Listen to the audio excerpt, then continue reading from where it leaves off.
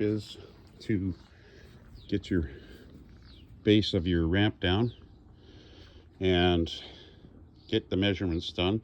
So in this case, from this side to here on the outside of each is 3 feet or 36 inches.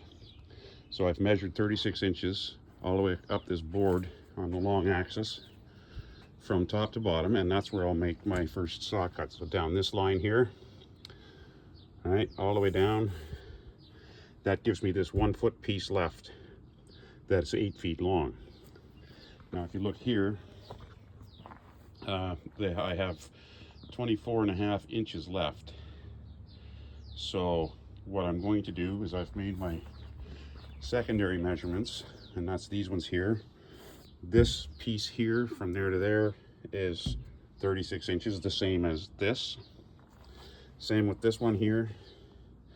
That's 36 inches, which is the same as that.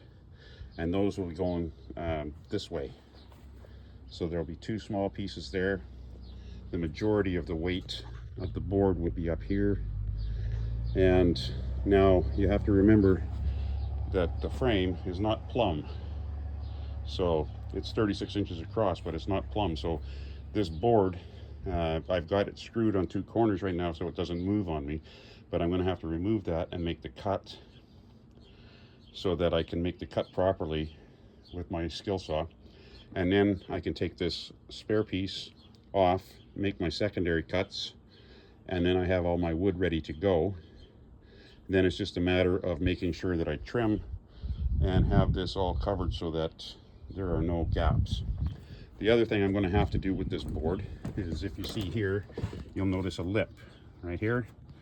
Okay, so I'm going to have to take my skill saw and put it at probably a 35-degree angle or thereabouts to make this flush with the deck.